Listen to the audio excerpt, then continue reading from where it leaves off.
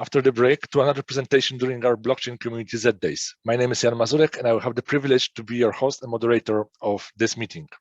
Our next topics, Pink Elements, making environmental information available and monetize it, will be conducted by Michael Heng, who is the co-founder and CEO of Pink Elements, where he managed to combine the skills of environmental technology, engineering, DLT, but also management. As always, I invite you to use our Community Z portal, comment the speech, and in the Q&A section, raise any questions to the speaker. Most upvoted questions will be asked and answered by the speaker during the Q&A section at the end of the presentation. With that said, Michael, welcome to the conference. The stage is yours, and please share the presentation with us. Thank you very much, Jan. First of all, nice to be here, and not knowing who I'm talking to, but I hope it's many of you. I'd like to introduce our project Pink Elements to you. First, let me say something about myself a little bit.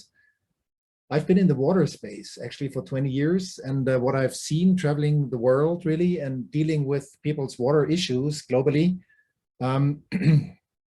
Water issues are a global problem. The problems are nearly the same or similar everywhere. And there is a long way to go before everyone, be it in industrialized or post-industrialized countries, or even in development countries, before everyone will have clean water.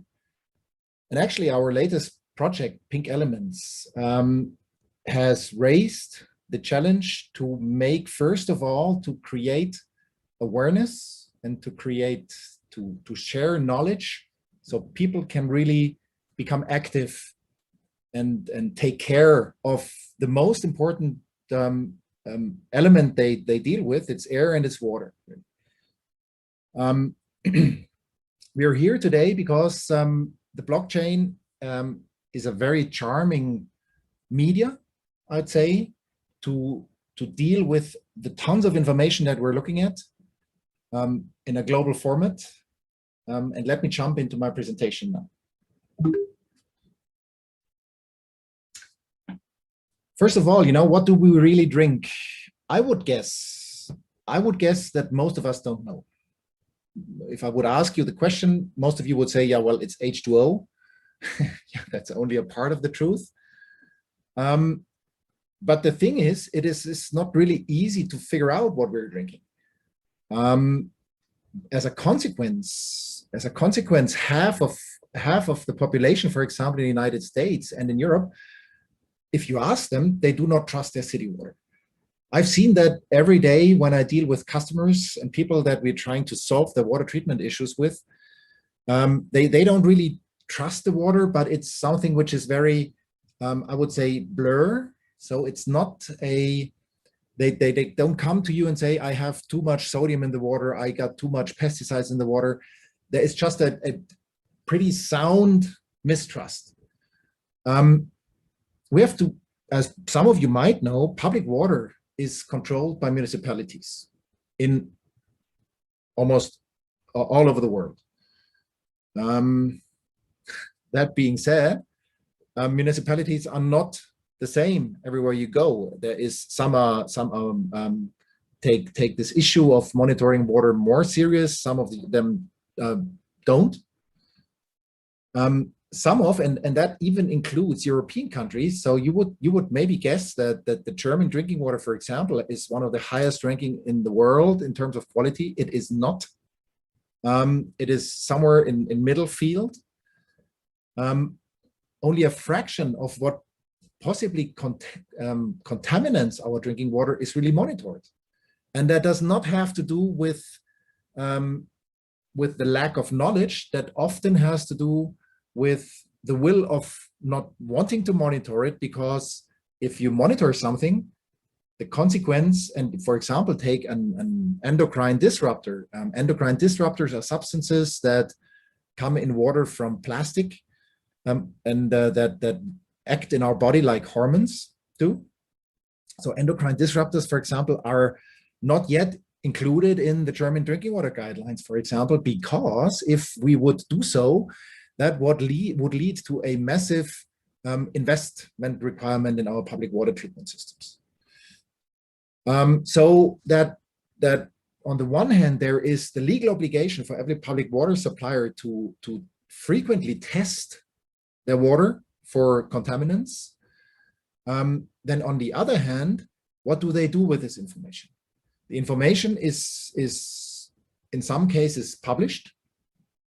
In many cases, it is only a fraction of the test results is published. And the thing would be, if I would ask you, all of you, do you know where you can find the drinking water analysis of your community or of your city? Most probably you would say no. And that's the case for almost everybody I've been talking to.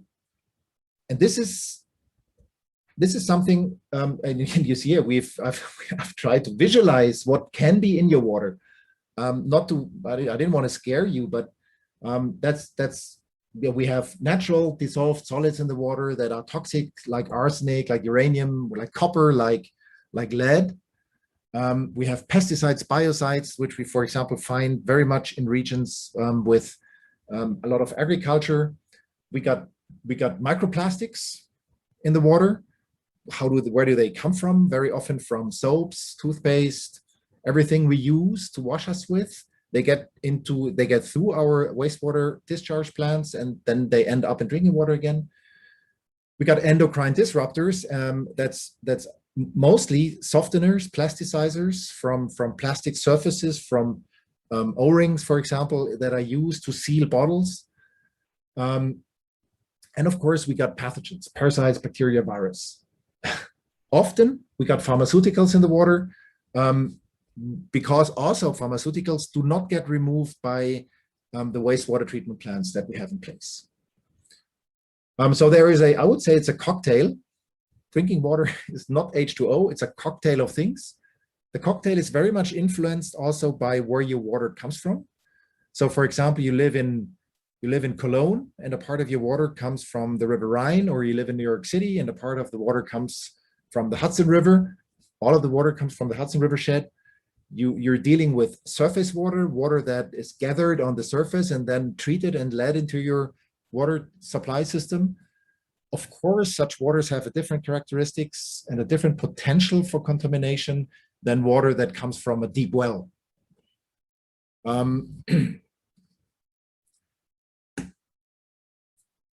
What has been driving us to get to this point where we are today, where we are in the process of forming a company and kicking off this project? First of all, we would like to make water and later on also other environmental information available for the public. So by the click, by using your smartphone through an easy app, whatever integration into Google Maps or Apple Maps, you can see, like in this example, water analyses should be accessible. And they need to be rated by the community. How do you create trust? I think the community builds trust. So for example, in this example here, a guy called Niels has uploaded a water and now has linked, and that's an idea we were playing with, has linked a softener that he has running in his house in Munich to our network, the Pink Elements network. And this softener system is supplying data into this network. And this data, 112 users found helpful somewhat. Here you can see, this is the water analysis, for example, of the city of Munich. It's a very extensive analysis, 51 parameters that are monitored in the water analysis. It's reviewed and it's republished on a frequent basis. In this case, for example, 10,000 users might find this water analysis helpful. And you know what then kicks in is that all these users will have the opportunity to review the analysis, to comment on the analysis. To say, very often it's the case that people trust private analysis more than they trust public water analysis, because they believe, and most probably they are right, that a public water analysis often carries some political aspect. Would you ever trust the water analysis of the city of Shanghai? I leave that sit there. But in this case, for example, a dialogue, a chat string could unwind where a user asks, hey, by the way, can anyone tell us whether there is information available of endocrines in the tap water of the western suburbs of Munich, because they are not reflected in the water analysis. And then, from our database, the information could be supplied to say, no, don't worry, because the water of the city of Munich is not under influence by surface water, and therefore the likelihood of having endocrines in the water is little, very little. And that continues, see? So this could be the case that easily accessible, people can access their water analysis to the point, where people group together and say, well, now that's the 15th the 15th comment on the bad water quality in our city quarter. Now let's group up and let's change it. Let's become political. Let's work with the city council to, for example, exchange the water pipe. So this is why we also call our vision, the pink vision, the power of knowledge. And it is definitely decentralized. A decentralized community is getting coordinated and easy access to information to get into the position to change things to the better. Now, what is the technical challenges behind all that? We have to find the data, the public data, which is already out there. It's somewhere in the cloud. We have to figure out where it is, and we have to crawl and then scrape it. We have to allow third parties to also supply data, because that makes the grid larger. If somebody in Shanghai, and I just received the water analysis yesterday from Shanghai, if somebody in Shanghai comes up with an analysis he would like to share, that should be a part of this network. If a company that manufactures water softeners would like to link their devices to our network, that should be possible. Then what we need to do is, water quality is influenced, for example, by how much it rains. Water quality is influenced by the type of soil and ground you have. If the ground is sandy, then you have great filtration effect. If your watershed is rocks, mountains, then the drinking water is under influence of surface water, and that influences the water quality to a very large degree. So from the geology in a certain location, we can draw conclusions to the quality of the water. Both data is available, and these two layers we would like to match: the geology, the weather, and the data that is available. We need to implement machine learning processes. We need to make the machines, we need to enable the machines to first learn from us how to link those informations together and then draw it on. That's what I just said. So in some places where you have no water analysis available, you still could draw conclusions from, for example, the geology. And say, well, if you're living in the back forest of Boston, in the Blue Ridge Mountains, we could tell you have that and that geological formation, and therefore you're very likely to have this water quality. What we need to do is, the information is sensitive. Just figure out, you're publishing water information in the city of Shanghai, and the water quality is crappy. Well, the Communist Party will not like to hear that. So the information that is supplied into the database needs to be independent, and it needs to be resistant to censorship. It needs to be safely encoded. The whole project is only going to fly if we manage to engage the community. And of course, we would like to have a global approach. This, first of all, is for the people. So we would like to involve the community, and we would like to get the word out on the street.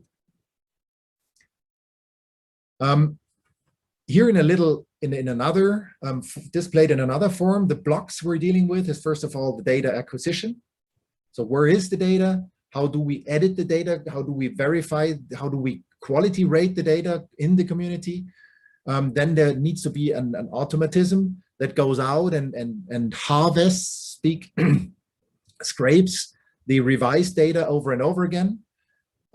We have the database itself, which needs to be decentralized. It needs to be unhackable, especially by governments. It needs to be censorship resistant. It needs to be somewhat fast, because if you want to look up the water analysis in your place or the place you're going to, you need to have a fast response, otherwise you're not going to use it.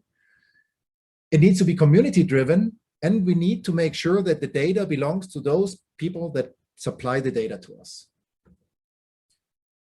How can this be monetized? Well, I'm very sure there's going to be a ton of ways to monetize the data that is flowing in, either in a private way or even in a professional way. You know, we would like, and that's our vision, we would like to use token and micro contracts to incentivize people to participate in this project. We would like to use that ecosystem to tie in third-party manufacturers of devices, for example. So that is something that we're moving in right now, and that we are in the process of identifying more clearly over the next couple of days. Of course, what needs to be done is, first of all, we need interfaces to the people. That's going to be a smartphone interface, most likely. It needs to be, of course, into the cloud and down from the cloud onto the devices. It needs to be operating system independent. And that is one thing that we need to figure out, especially with the decentralized database. How can we integrate and learn from the data? So that's is a point where the speed of the database really plays a big role. Where do we stand right now in our project? We're founding the company. We're getting into into a research phase right now, and in 3 months we are out to raise seed investment. Our idea is to raise, say, round number, $1 million in packages of 50 grants. In 9 months, we would like to have a minimum viable product, and we would like to do an IDO. And then in 24 months from today, we would like to launch the version 1.0 of our product. This is who we are. In Germany, we have the saying that the donkey always names himself first. So that's me, obviously, in the upper left corner. Andreas, our tech dude. We have Alexander, who is our really blockchain choker, the DLT choker, and we have Siegfried, who is our commercial rock, so to speak. What we are doing right now, and that's why I'm also happy to have the opportunity to present today here, is we're out to seek people that want to join and bring their skills on board into our project. And I hope I could give you some idea where we're going. I think it's a great use case for the blockchain, for an application of the blockchain. And it's going to be a really challenging next couple of months that we're facing. Jan, I think I'm pretty much in time. Definitely you are. Thank you very much. However, there is one question that we have in regards to the topic, and thank you for your presentation and for raising this concern for us, because definitely water and quality of water, of drinking water, is actually very important for all of us. And you did mention that you will be taking into consideration facts like the environment, the geology of a certain place, and the weather factors. What about factors like infrastructure? Because you might, for example, be in a good place, having good quality of water. However, the infrastructure, the pipes might already be, I don't know, 50 years old, 70 years old. There might be some kind of things in the pipes already that might affect that quality as well. And that's definitely the case. And for example, if you look at New York City still has wooden pipelines in underground, which they have not exchanged. So, you know, the water that is fed into the system in 90 miles upwards, the Hudson River, is not the same that comes out in New York City. And yes, these are all data layers that we want to bring together. It's a process, I think, and in the end, we would like to have a model that really factors in most of those important parameters, relevant parameters. Are there any tips that you might have for the audience how to prevent or how to increase the quality in the short term if we don't have a possibility to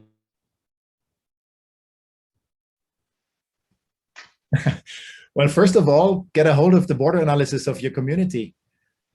Mm-hmm.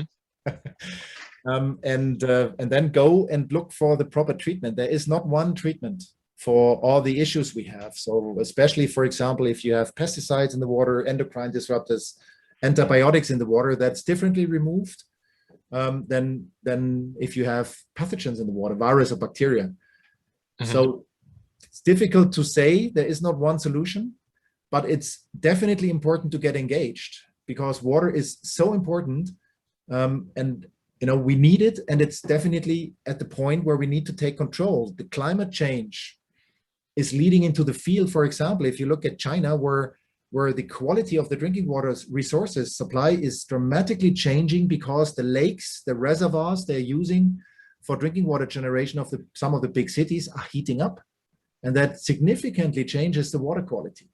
Or if you see in the east of Germany, even most probably in the Poland area, the drinking water, groundwater levels are sinking continuously.